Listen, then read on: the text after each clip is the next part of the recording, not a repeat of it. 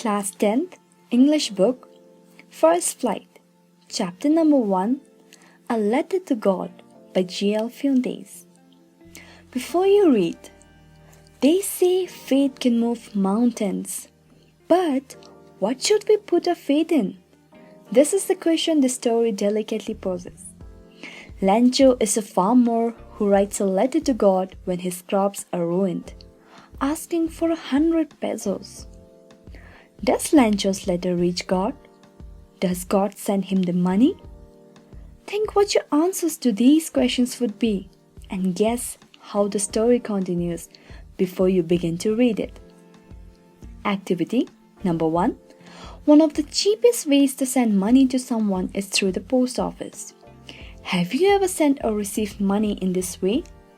Here's what you have to do. As you read the instructions, discuss with the teacher in class the meanings of these words: counter, counter clerk, appropriate, acknowledgement, counterfoil, record. Consult the dictionary if necessary.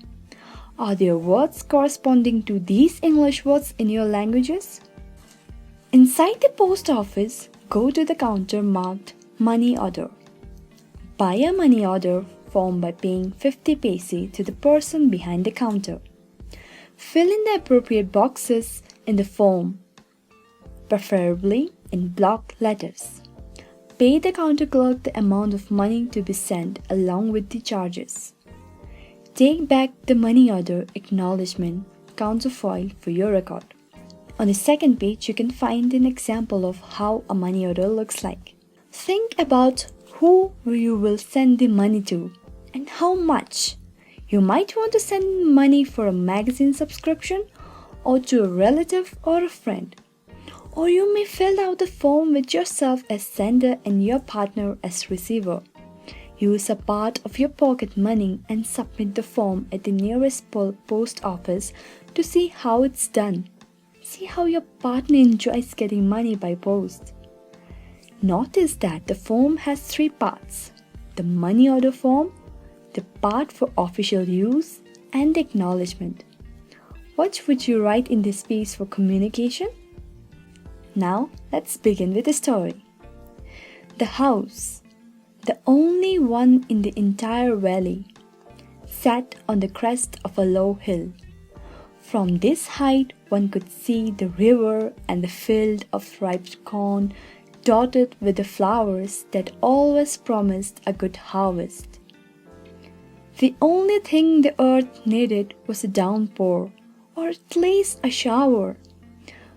Throughout the morning, Lancho, who knew his fields intimately, had done nothing else but see the sky towards the northeast. "Now we are really going to get some water, woman." The woman who was preparing supper replied, "Yes, God willing." The older boys were working in the field, while the smaller ones were playing near the house, until the woman called to them all, "Come for dinner." It was during the meal that, just as Lancho has predicted, big drops of rain began to fall. In the northeast, huge mountains of clouds could be seen approaching. The air was fresh and sweet. The man went out for no other reason than to have the pleasure of feeling the rain on his body, and when he returned, he exclaimed, "These aren't raindrops falling from the sky. They are new coins. The big drops are 10-cent pieces and the little ones are 5s. With a satisfied expression, he regarded the field of ripe corn with its flowers, draped in a curtain of rain.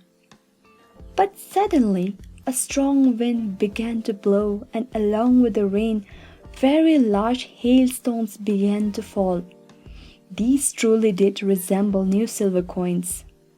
The boys, exposing themselves to the rain, ran out to collect their frozen pearls. "It's really getting bad now," exclaimed the man.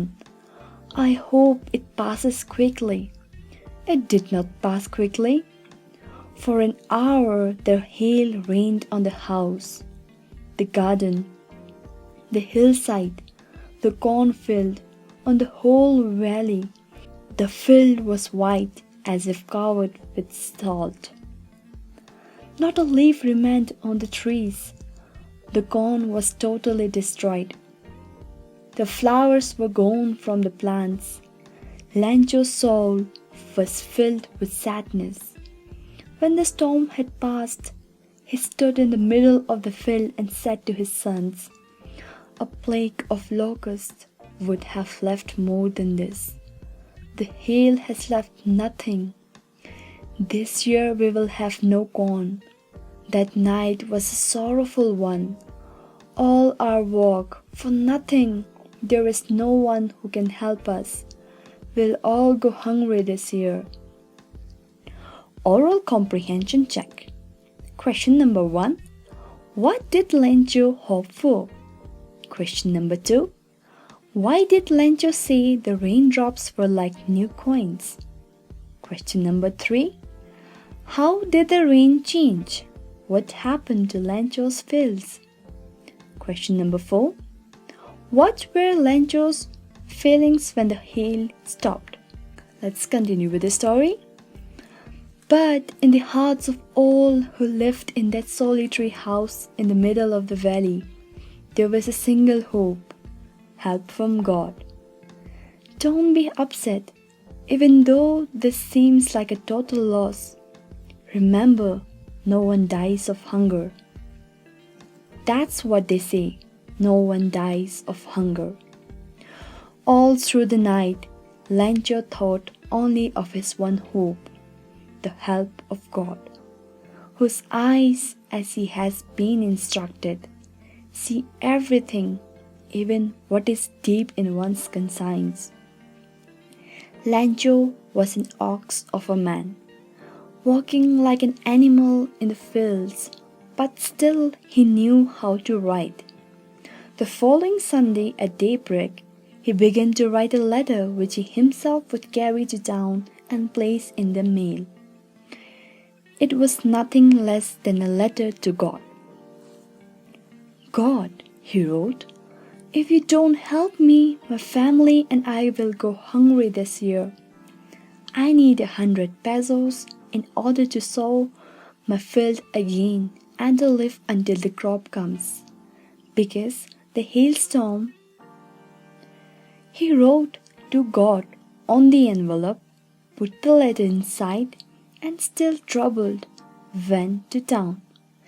At the post office, he placed a stamp on the letter and dropped it into the mailbox.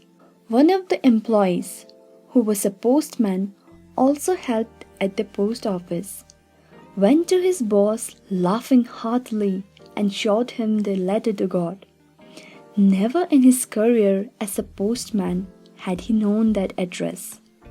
The postmaster, a fat, amiable fellow, also broke out laughing, but almost immediately he turned serious and, tapping the letter on his desk, commented, "What fate!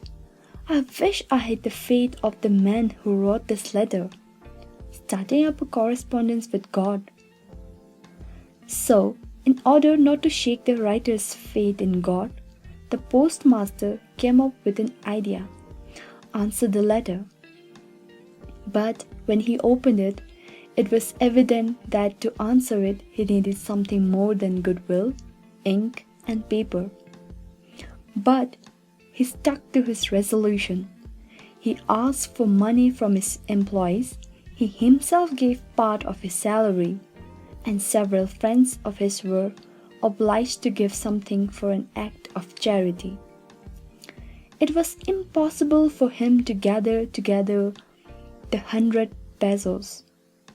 So he was able to send the farmer only a little more than a half. He put the money in an envelope addressed to Lencho, and with it a letter containing only a single word as a signature: God. Oral comprehension check. Question number 1. Who or what did Lencho have faith in? What did he do? Question number 2. Who read the letter? Question number 3. What did the postmaster do then? Let us continue with the story again. The following Sunday, Lencho came a bit earlier than usual to ask if there was a letter for him. It was the postman himself who handed the letter to him, while the postmaster, experiencing the contentment of a man who has performed a good deed, looked on him from his office. Lencho showed not the slightest surprise on seeing the money. Such was his confidence. But he became angry when he counted the money. God could not have made a mistake, nor could he have denied Lencho what he had requested. Immediately, Lencho went up to the window to ask for paper and ink.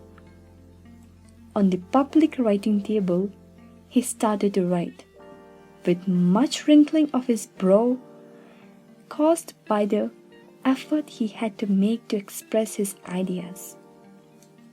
When he finished, he went to the window to buy a stamp which he liked and then affixed to the envelope with a blow of his fist. The moment the letter fell into the mailbox, the postmaster went to open it. It said, "God, of the money that I asked for, only 70 pesos reached me. Send me the rest, since I need it very much. But don't send it to me through the mail, because the post office employees are a bunch of crooks." Lencho. Oral comprehension check. Question number 1. Was Lencho surprised to find a letter for him with money in it? Question number 2. What made him angry? Next, we have a poem by Robert Frost, Dust of Snow. The way a crow shook down on me the dust of snow from a hemlock tree has given my heart a change of mood and saved some part of a day I had rued. The second poem is Fire and Ice by Robert Frost. Some say the world will end in fire. Some say in ice. From what I've tasted of desire, I hold with those who favor fire. But if it had to perish twice, I think I know enough of hate to say that for destruction ice is also great and would suffice.